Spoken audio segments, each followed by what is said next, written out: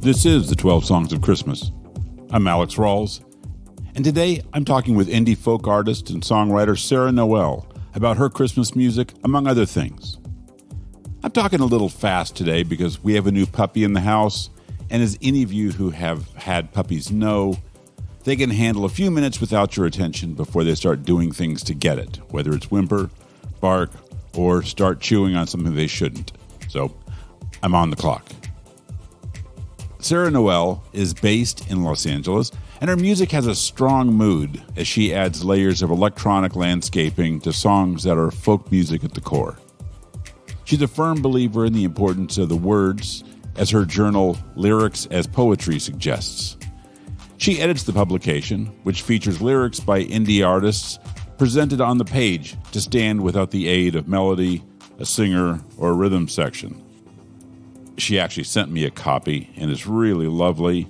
And in addition to lyrics presented as poetry, it also has comments. So we have, I'm looking at Claire Cronin, whose song To Ferry Across is here. And it also has sort of a section of questions like, how do you deal with feelings of fear or self-doubt? What helps you with writer's block? How do you know when a song is done? And do you have advice to your younger artist self? Good advice, by the way. The point is not to be recognized. Just keep going.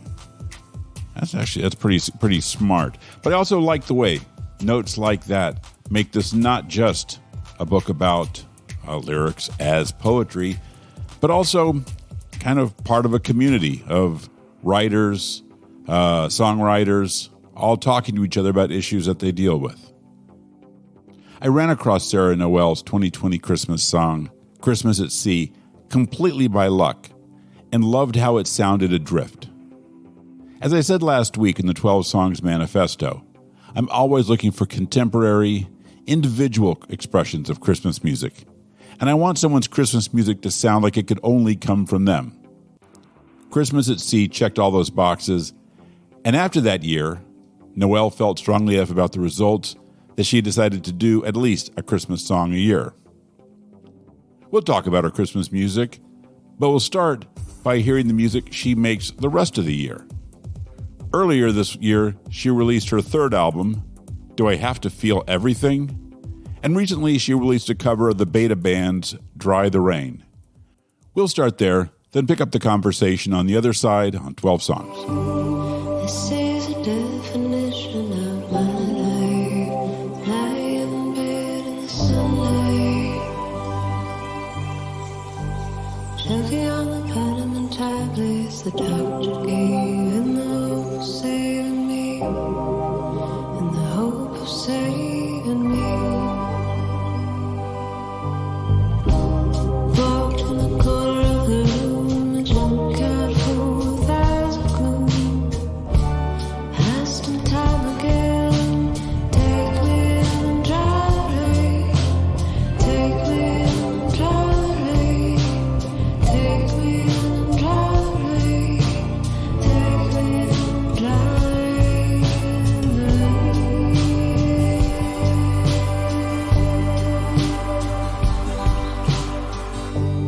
Dusty brown. So you recently released a cover of the Beta Band's Dry the Rain. Talk me through that Yeah. decision. I just love that record. I'm a big fan of that time period of music, and that whole album just, I don't know, I really love this song. And I felt like when I choose covers, I like it to be something that's like not totally foreign to what I write normally. So something that maybe if a listener listens to, they're not sure if it's a cover or something that I've done. Also just like the repetition of the refrain I was really drawn to. And I thought Dan and I, who I work with and who's done all my Christmas stuff, he and I could do something kind of fun and spacey and experimental with it. So yeah, I was happy that one worked out. You're a songwriter. Why do a cover? I don't know. I think it's kind of like another art form, a cover. Like it's like the ultimate flattery in a way. And I think it's tough to kind of keep the integrity of the song, but also show your like utmost respect for it and also like try to do something different. And some of my favorite artists, Cat Power for one, she's probably my biggest influence, does that so well. So it's always been a goal of mine to try and do covers like and put my own unique spin on them. So I think it's a good exercise in songwriting too. Yeah, I get that. That's actually great. And the last part about being an exercise in songwriting, and one of the things you said a minute ago that I really appreciate is picking a song that's close enough to you that if people don't already know it well, people can't be sure whose song it is. I always think that's a sign of a really good cover, that it fits seamlessly into somebody's body of work. Totally. And any cover I've done, I try to not do a total carbon copy of it, but try my best to, keep the integrity of the song alive. What did you think? We tried to do that with Dry the Rain. What did you think was important in Dry the Rain that absolutely had to be there to still be that song? I think just the repetition of the refrain for me, like that was the hook that just drew me in. I remember it was just one of those songs that I heard waiting in line in a coffee shop, but it's just one of those tunes that like immediately draws you in. Right. And that part of it just, I wanted to keep intact, the repetition. Right. Now, earlier this year, you released your third album, Do I Have to Feel Everything, which is a great title. Thanks. In your mind, what separates that from the albums that came before it? I think with each album, you grow as a songwriter, you become more confident as a songwriter. And I think with this album, and I think the title specifically just showed my willingness to be a little more vulnerable with my writing, and to kind of empathize with my experience of not knowing, of circling around, of anxiety, of overwhelm. And yeah, I tried to be more personal with my writing with this album, which is scary, but also I think important to grow as an artist. Absolutely. So I'll tell you, the reason I asked that question is since streaming sort of de-emphasizes albums, I find myself more and more wondering what an album actually means. What an album means to me listening to it and what it means to you making it. And I kind of wonder at times, are they conscious, intentional bodies of work or steps forward, whatever that means, or are they just simply a collection of the things you've been working on that reflect where you are now? How do you think about albums? Yeah, I mean, I think one day my goal is to do like a super old school concept album. But for now, I think, like you just said, it's just almost like a time capsule into a specific time and place in your life. And trying to hold on to that timelessness and keep that in mind when I'm writing. But yeah, how lucky are we that we get to have that sort of time capsule to remember a specific time by. Something about you, something about the light of this place somewhere in the southwest. You're like a breath of air. You're like a color in the dark, unfolding. Do you look at your earlier music and think about where you were at that time, or reflect on your growth as a result? Totally. Yeah. I mean, just like any song, whether it's mine or someone else's, music can just like transport you in a spaceship to like that specific moment in your life. And yeah, I mean, this latest record is definitely like more of a pandemic record, definitely a stuck in my apartment record, but also exploring the Southwest on the road, kind of seeking expanse, both literally, but also mentally. Do you find yourself looking at stuff you wrote or listening to stuff you wrote and gasping in the not good way? Sure. like, oh my God, I wrote that. Yeah, definitely. I think part of the work I'm trying to do just as a person and an artist is like not be so hard on myself. Yeah. So kind of like, I don't know, having compassion for that person that was in her early 20s or mid 20s or 30 and just like seeing her for who she was and appreciating that. Yeah. It's a constant work in progress though. Yeah. I appreciate that. And I'm always fascinated by like, especially for musicians, because whatever you do, like if you play those songs again, it's got to come out of your mouth again and again and again. And I know at one point years ago, interviewing Dave Perner from Soul Asylum, and he said that there's a lot that kind of now made him cringe, but it's who he was then. It's where, and it's the song that people loved. So for the most part, he could go with it if he could go with it at all. He said there were a few lyrics that he just could not sing again and had to tweak. It's like, I can't be quite that guy again. But anyway, I imagine that having a recorded legacy that in songs that you do have to sing again that people love and like want to hear, that you have to go back and sing songs that you probably don't have the same affection for that you did when you wrote them. Totally. Yeah. And I mean, that's kind of the beauty of like reworking them or singing them again is you can make little tweaks that kind of like fit to your current situation more, current mindset more.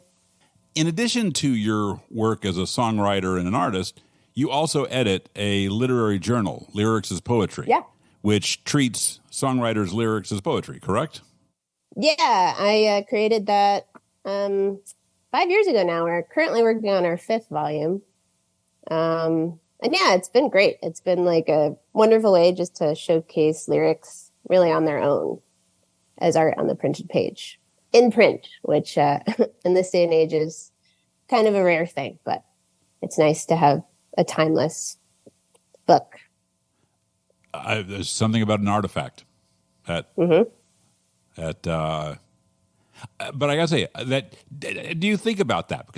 Because I know I had a couple of pieces in the last run of Spin when they were trying to figure out how to exist in a largely digital world, and they were making a square-bound sort of lovely object magazine, and it didn't sell at all, and so that lasted for about 4 or 5 issues.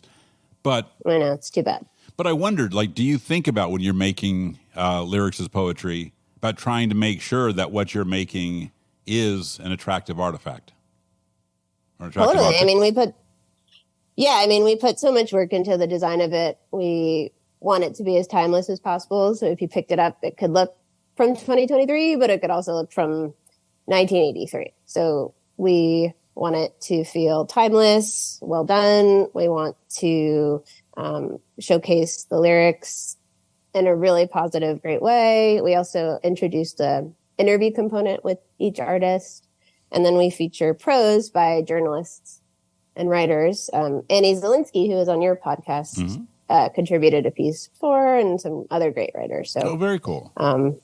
Yeah. So each volume has about 30 songwriters and 20 journalists. Oh, that's great. So, yeah. So, are there songs that somehow hit you differently when you saw them as text rather than hear them as performance? Yeah. I mean, I guess something like Blue, for example, something like River. Joni Mitchell, I think, is such a great poet and such a great example of that. It's coming on Christmas. They're cutting down trees. They're putting up reindeer and singing songs of joy and peace. Oh, I wish I had a river I could skate away on. But that's what's so cool about reading lyrics versus just hearing them. Even like A Change at Christmas, Say It Isn't So, something like that. Kind of like gives the mind another beat to sort of digest what they're trying to say. Oh, that's interesting. I have to admit that with those songs, I guess because I know them so well, I think it's I don't know if I could read them on the page and not start stringing them together with a melody. It's an interesting exercise as a listener. Yeah, I found, and that's kind of the goal of the book, is to deepen your relationship with the song in a different way. When I was going through high school, I'm sure this is everybody. I had a teacher who told me that if you like music, you like poetry, and because lyrics are poetry. And at the time, I didn't entirely buy it, and largely because, like, I understood there's poetic elements to it, but when it came to like repetition and choruses and things like that and refrains, he would just pretty much ignore the repetition. It's like, well, they said it once and he acted like that. I'm like, it seems like if you're going to say this matters and all the words and everything matters, I don't think you get the license to throw out the parts that don't fit your reading. And so I believe I believe the concept, but I'm not sure I believe that there can be lyrics that are also work as poetry, but I'm not sure I believe lyrics are poetry. Where do you go with that? I think it depends on the song. Yes. And I think it depends on the listener too. I mean, music is just so subjective, like with your interview with Steve when he was saying that he never really resonated with A Change at Christmas. Yeah. And it's just, when I find it to be one of the most beautiful songs ever. So it's like, I think it's so hard to definitively say. Sure. And I think that's like the beauty of lyrics poetry, or the beauty of music in general, is it's just like completely up to the listener. I know everything changes. Yeah, it's strange how time marches on. Well, maybe there'll be sometime in the future. Oh, tell me I'm not wrong. Tell me I'm not wrong. Oh, if I could stop time, it would be Totally. And I think like also like if you read the lyrics first before listening to the melody, listening to the full recorded track, you really, like as a listener, appreciate the creativity it takes to put just those words on the page into something like song. Yes. So it's also like what we hope to illustrate with the book. Yeah. Yeah. I have to say, I remember there's a point when I actually stopped looking at lyrics before I heard the song, because I found myself either unable to imagine how these words became a song, or I'm looking at them and I'm getting impatient because I wanted to get onto it, and and I realized I'm now kind of I'm putting the musician on my expectations. I think I had to let the musician lead, and I will then sort of follow. So, yeah, it's an interesting like flip, because normally you hear the song first and then read it. So it's interesting to read it first, then listen. Have you had that experience with this with the book, the idea of, or with the journal, that run into songs that you experienced first as a text and then eventually find out what it sounded like? Yeah, I mean, lately we've been getting a lot of submissions, which is cool, but I also seek out artists, and when I'm seeking out artists, I tend to just read the lyrics first. Oh, that's great. To see because each issue has a theme, kind of a loose theme, to kind of narrow down the endless songs out there. Well, and I'd also imagine that there are lyrics that really work great when they're being sung, but when you see them on the page, that they end up kind of, that you realize how how much the singer gave them to make them Totally. feel like more? Definitely. Even just extending a syllable here or the middle part of the word there. It just shows like really the craft of singing and melody. It feels like you often treat your voice as a musical instrument, as a part of the sound, as much as it is a carrier of meaning. Mm-hmm. How did you arrive on that as a way to treat your voice, especially as someone who is so interested in songs and in the text itself?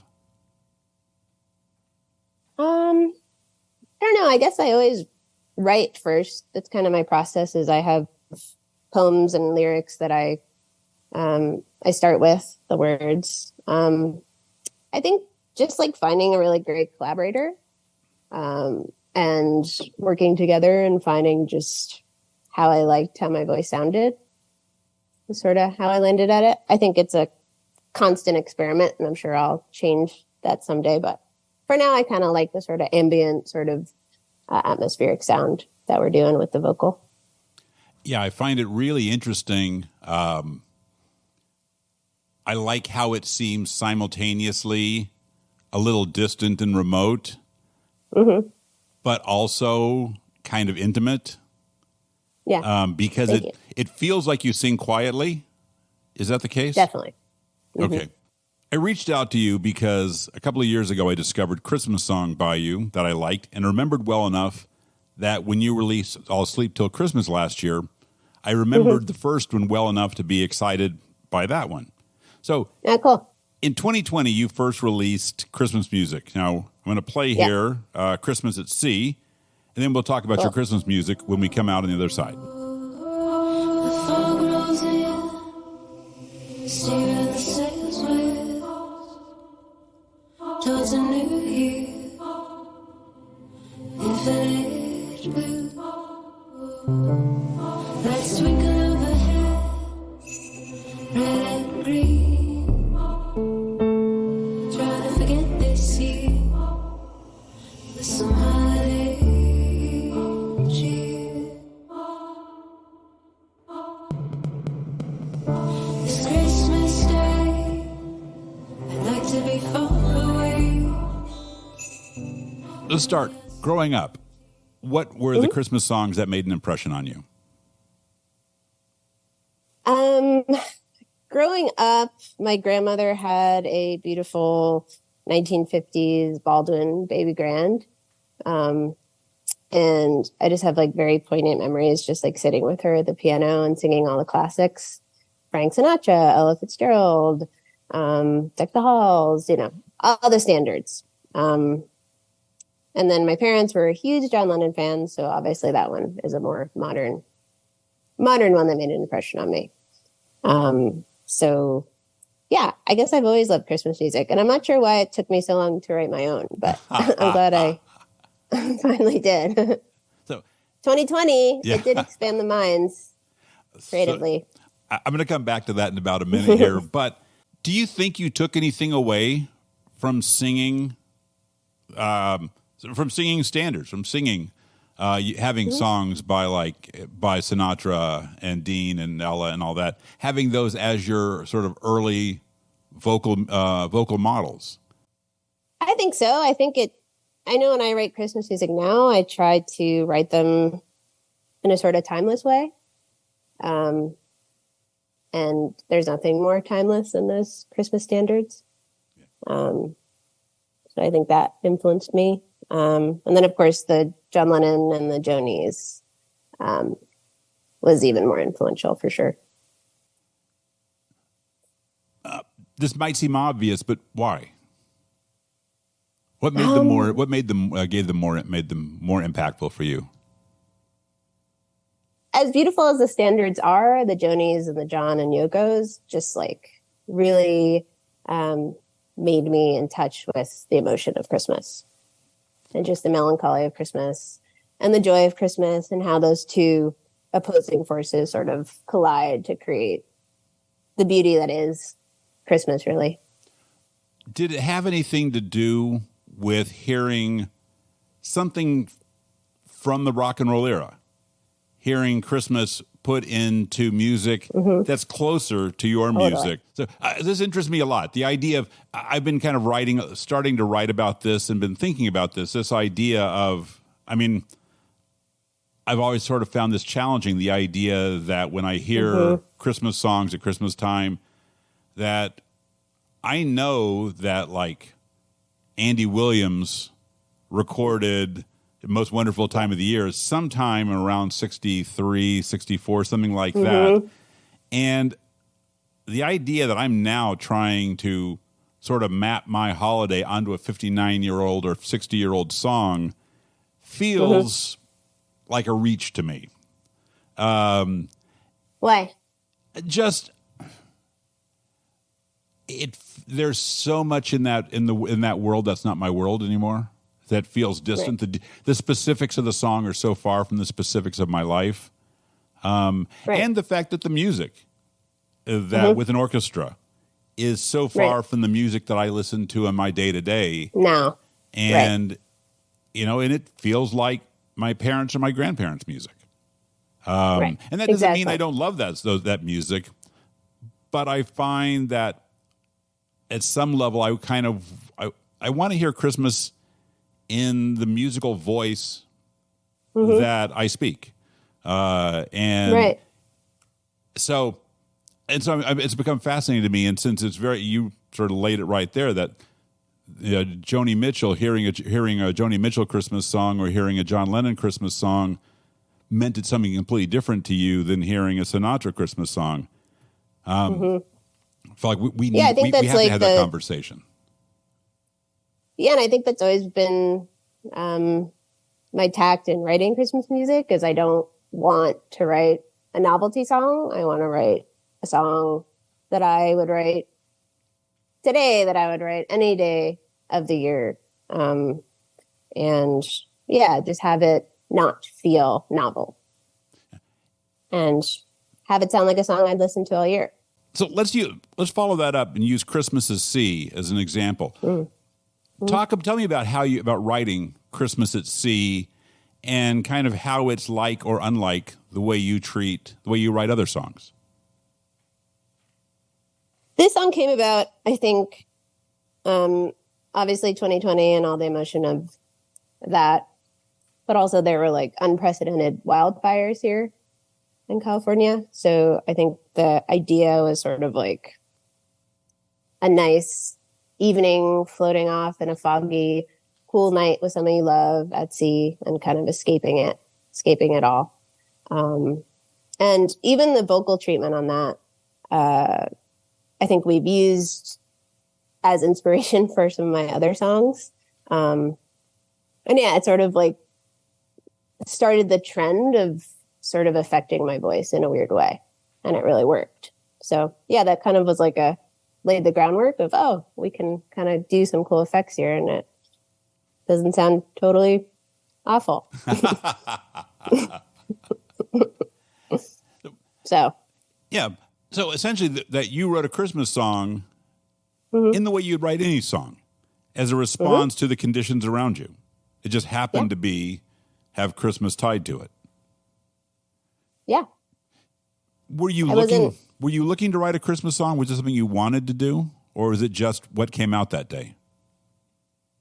We first did the cover of the Vince Giraldi song. That came first.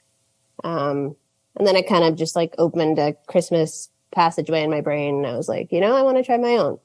And I'm glad I did. I'm glad I followed that. And I think working with a collaborator that you feel comfortable with and inspired with definitely encourages you to feel confident in writing your own Christmas song. So, like honestly, the only thing that's Christmassy about it is I use the word Christmas, but I think if you took out the word Christmas, I think it could be any song any day of the year. Sure. Absolutely. But I also think the same thing could be said of Joni Mitchell's River, right? If you take Christmas, I mean, it's to a point I've had conversations with people. I'm still not 100% sold that that's a Christmas song. I mean, it's on Blue, and then A Change of Christmas is also on not a Christmas record. So That's Yeah. interesting. I was going to ask you about the Vince Guaraldi cover. Why choose that song? I mean, like so many others, it's such a great, great album. And that is one of the only songs on the album with lyrics, which is interesting. And yeah, I just thought like it allowed some space for us to try our own thing. Christmas night is here.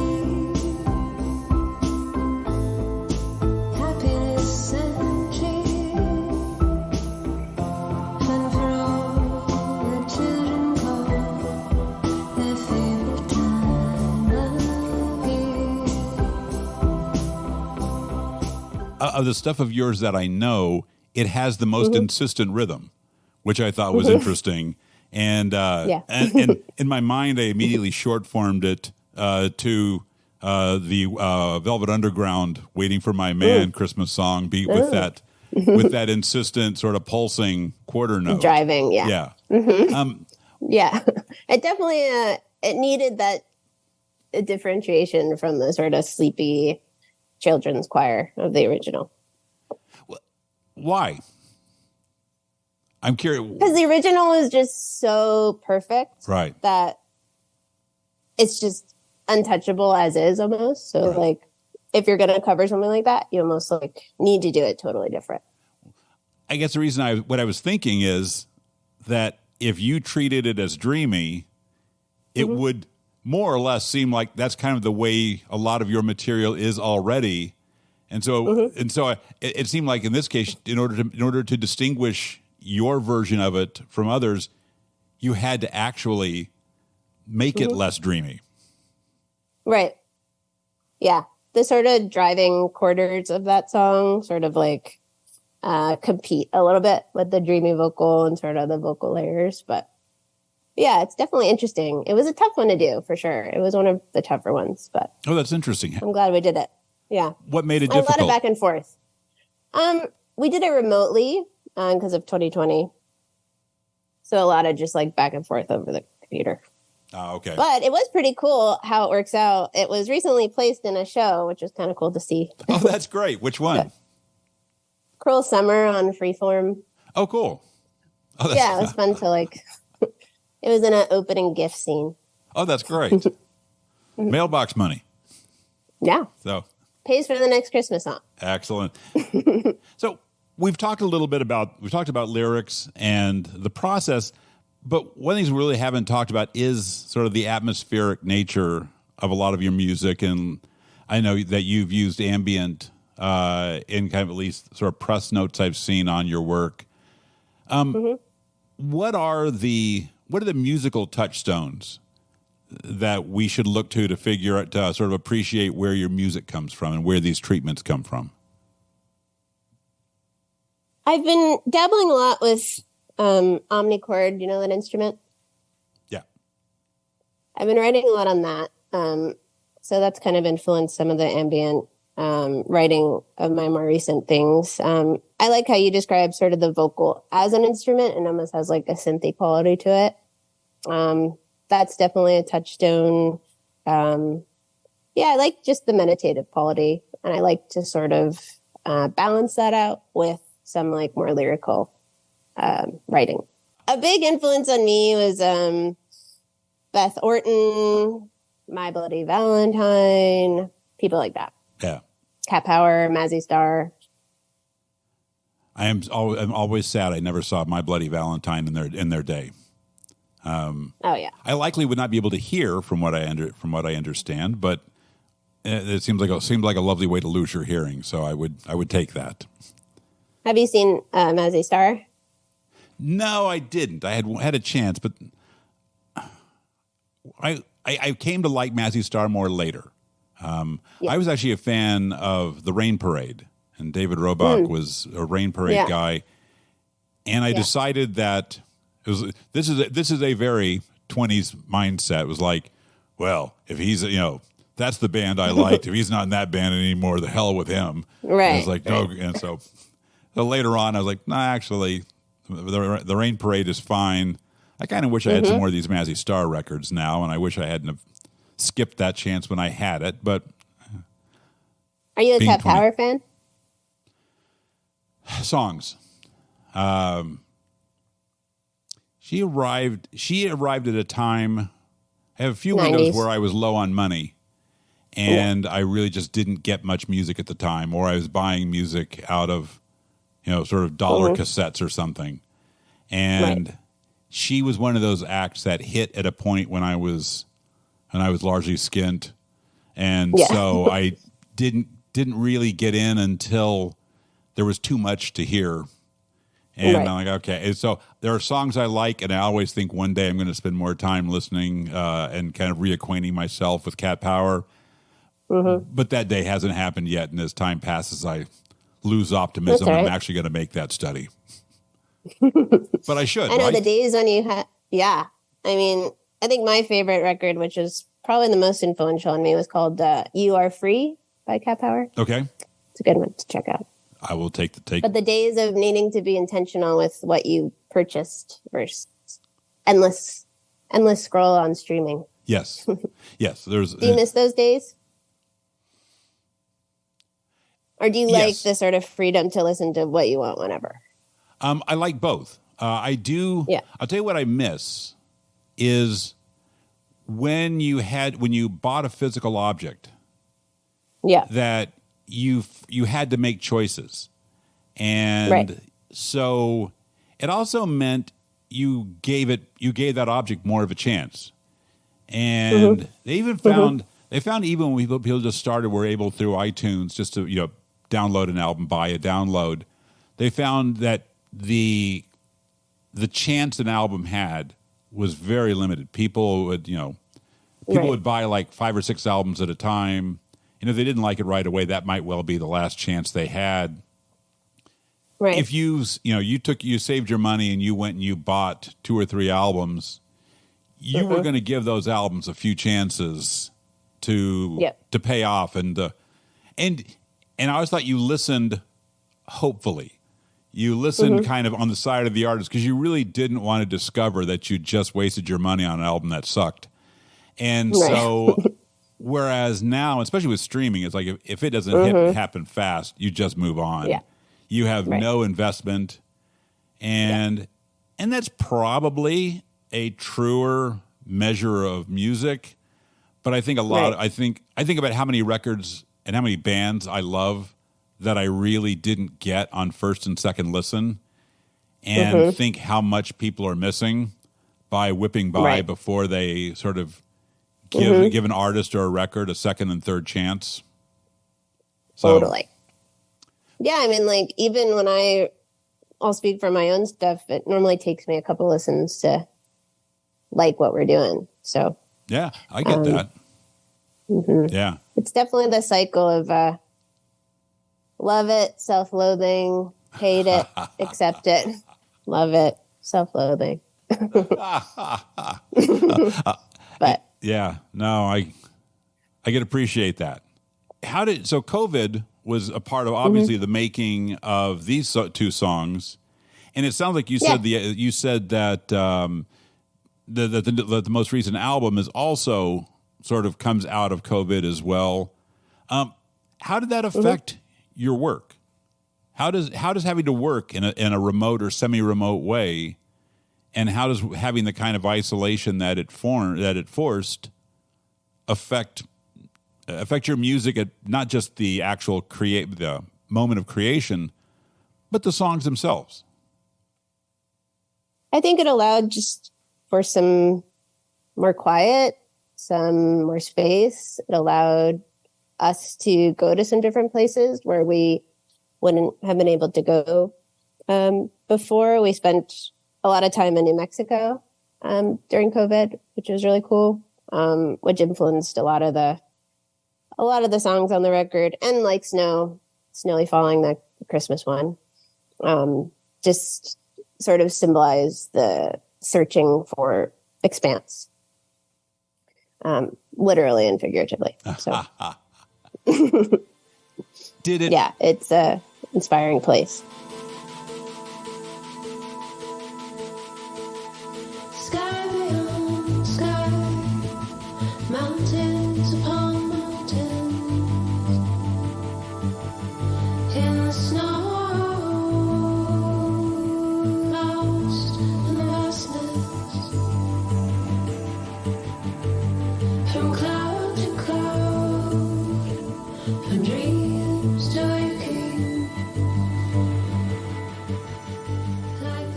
Did having things like gigs taken off the board, how did that change things for you?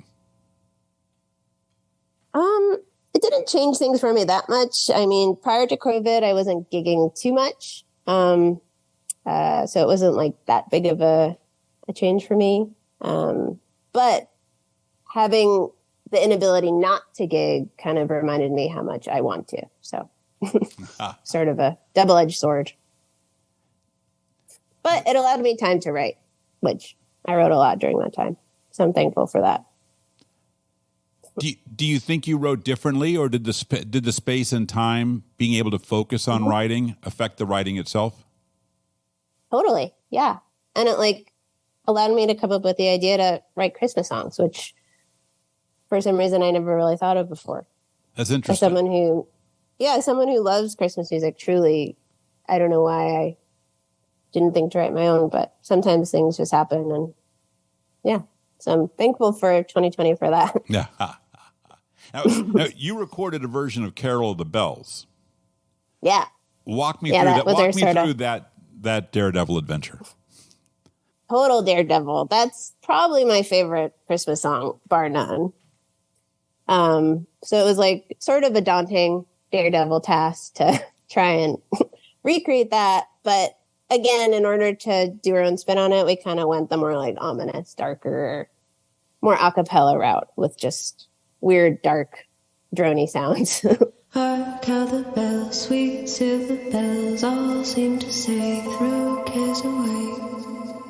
Christmas is here, bringing good cheer to young and old, meek and the bold. Ding dong, ding dong, that is the song with joyful ring, all caroling. One seems to hear words of good cheer from everywhere, filling the air.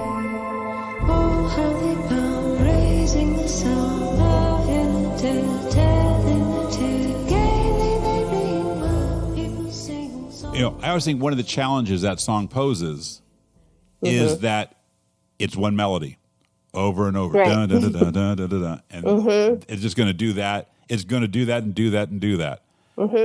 How did you approach trying to figure out how to not make that drive you crazy, or how Kind of make it not. Yeah, not monotonous. How did you work that thought through?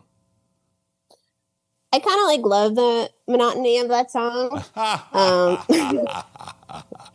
For some reason, I've always have, but I don't know. I guess like in the studio, I tried to like sing it as smooth and as kind of like wavy as possible, and then Dan did some backups on it, which added some dimension, and some of the vocal effects kind of added some color to them. So, yeah. Also, the key thing with that song is choosing a key that's right for you vocally. Oh yeah. What key did you choose? I'm not sure. I don't recall, but it worked. It wasn't a tough one to sing, which is very important with that one. That's funny. Definitely a good workout for the lungs. It was not done in one take, obviously. No. That's superhuman lung capacity right there. Now, last year you recorded "I'll Sleep Till Christmas," which I find just completely lovely. I played that for my daughter yesterday while I was preparing for this, and she was also she told me now she's ready for Christmas music. Yeah, me too. Yeah. This has been such a treat to prep for this because 4 more months. Yeah. So so where did this song come from? I wrote a song called "Sleeping Through Today" for the record, which never made the cut, and I really liked that concept, and I wanted to use it somehow. And then Christmas rolled around, or Christmas writing time rolled around last summer, and I kind of like fit it in with Christmas and sort of the idea of skipping through the drudgery of the year, and really waiting for that magical day. The worries of last year fall like snow. The stillness brings a change.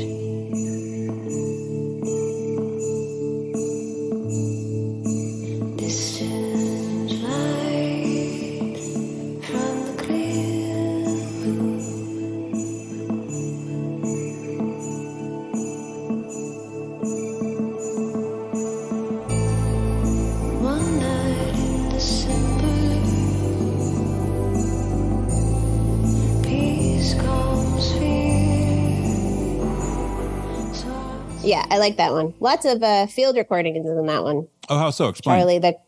Charlie the Christmas cricket. He was a little cricket I recorded in Joshua Tree. Oh, that's great. And he sort of, throughout the song, he sort of almost is like a percussion element almost. So, and my newer stuff, I really like to incorporate field recording somehow. Oh, very cool. Mm-hmm. Why? I just love them. I love listening to birds, crickets, the wind, leaves. So kind of like enhances the natural element of a song to have the elements you're listening to while writing in the recorded version, I guess. Yeah. That's what I was wondering about is since your sound is so constructed that to have a little moment of nature popping in there feels like a way to sort of ground it. And even if it's subtle, and even if you're the only one who knows it's there, that it's still, you can hear a way in which there is a touchstone back to the sort of tangible acoustic world. Tangible acoustic world, and also the time and space in which you recorded it. Kind of like gives you some inspiration while you're singing it. You can think back to that time or even thinking about it. Oh, that's cool. So, do you have a Christmas song for 2023 planned? Oh, yeah. It's a tradition now. I got to keep up with it.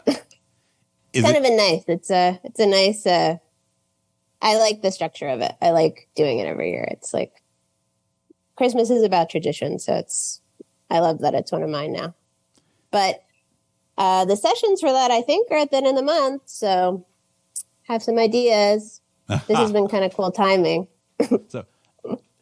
So is it written at this point, or is it? What is it? Not fully. Okay. What do you go? What do you go to the studio with? When you go to work, what do you have ready to go when you start? Like a full piano track, full vocal track, in the time I like, in the key I like. So the foundation's there, and then we'll either really just embellish it in the studio. Most of the time we record it, unless we're doing it remotely, then I'll do the vocal here. Are y'all going to do this one together, or is this going to be done remotely? I think initially remotely, and then we'll finish it in person when I go to Texas next in the fall. Okay. Yeah. Texas has been a super cool place to record in West Texas, Dripping Springs area. Oh, very cool. Talk about expansive. Yeah. Yes. I'd say when I asked you about Christmas songs that were important to you, that one of the ones you mentioned was the Home Alone soundtrack. And I have to confess, first off, John Williams is not my jam. And secondly, and Home Alone in general is a blind spot for me. I have to say, I watched Kevin Massacre, Joe Pesci, and Daniel Stern, and I find, even though I know they're the bad guys, and even though I see them do bad things, that they get so thoroughly destroyed that I still end up feeling bad for them. Right. And I can't get around Catherine O'Hara's really lousy parenting that she could actually lose a kid that seriously. So first off, you got to tell me about Home Alone and what in that soundtrack speaks to you. I guess Home Alone, just like we were just talking about traditions. It's just since I was little, 5 years old, I would watch Home Alone every year. So I think it's just that nostalgic, warm feeling. And I think it's just like the perfect example of just sort of like the juxtaposition of Christmas. It's like the jokey sort of like Kevin McAllister playing pranks, but then it has the sort of like pathos and the nuance of family and loneliness and longing and just beautiful music. And I guess they just come together to form like, I don't know, just a beautiful film. But I love the score. Somewhere in my memory, I just think is beautiful, and it's sort of reminiscent to some of Vince Guaraldi's stuff. And then the holiday flight, when they're like scurrying and they miss their flight, that's also just like such a classic. It's always one I play when I'm like wrapping Christmas presents, or I'm like on the hunt for a holiday card or something. Oh, that's great.